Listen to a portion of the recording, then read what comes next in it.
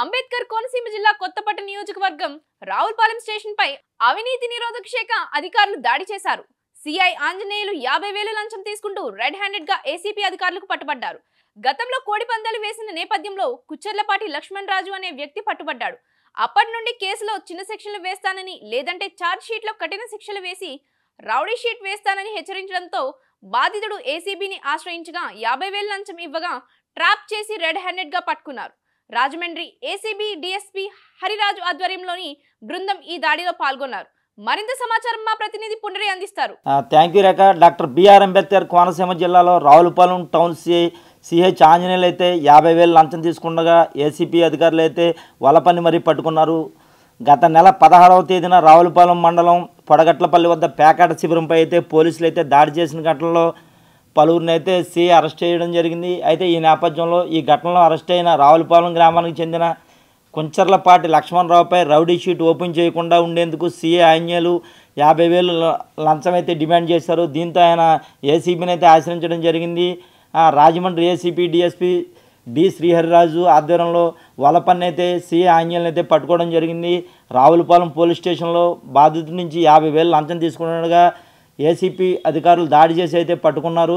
అతనిపై కూడా కేసు నమోదు చేశారు. అంతేకాకుండా ఈ సిఐపై పాలకొల్లు అలాగే తణుకులో కూడా చాలా ఫిర్యాదులు అయితే రావడంతో వెంటనే ఏసీపీ అధికారులు అయితే దాడి చేయడం జరిగింది. అయితే ఇతనిపై చాలా ఆరోపణలు అయితే ఉన్నాయి. అవినీతి ఆరోపణలు అయితే ఇతనిపై ఎక్కువగా ఉన్నాయని కూడా ఇక్కడ మనకి తెలుస్తుంది. రేఖ లాస్ట్ మంత్ ఒక రావులపాలెం పోలీస్ స్టేషన్ సంబంధించి ఏప్రిల్ నెలలో ఒక కోడి పందాలకు సంబంధించి ఒక రైడ్ జరిగింది. రైడ్ జరుగుతూ అందులో చాలా మంది వ్యక్తులు దొరికారు. కొన్ని కోళ్ళు పట్టుకున్నారు. తర్వాత కొన్ని ఫైట్స్ అయ్యి కూడా వెహికల్స్ రికవర్ చేశారు. అందులోనేమో ఎవరైతే ఏ స్థలం అయితే పట్టుకున్నారో ఆ స్థలం తనకి యజమాని కుచ్చర్లపాటి లక్ష్మణ్ రాజు ఉన్నారు.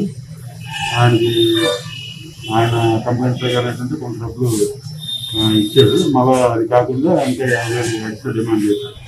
దేనికంటే రేపు పొద్దున్న ఛార్జ్ షీట్ పెట్టినప్పుడు హెల్ప్ చేయాలని, తర్వాత ఏంటంటే షీట్ అది ఏమైనా ఓపెన్ చేయకుండా ఉండాలని చెప్పేసి డిమాండ్ చేశారు. ఆ డిమాండ్ ఏంటంటే కంటిన్యూస్గా డిమాండ్ చేయడం వల్ల ఆయన ఏసీని ఆశ్రయించారు.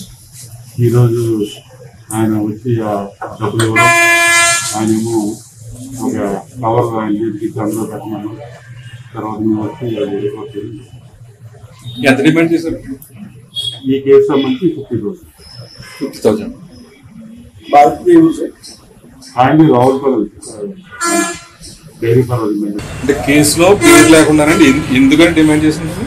అంటే ఆ కేసు ఇంకా ఛార్జ్ షీట్ కోర్టులో ఇంకా డిస్పోజ్ అవ్వలేదు.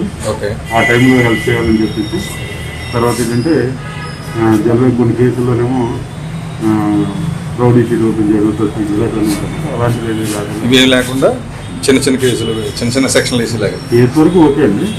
ఫర్దర్గా ఇంకా ఏమైనా ఓకే సార్. ఈ పేరేంటంటే శ్రీహరిరాజు అండి, ఏసీబీ రాజు.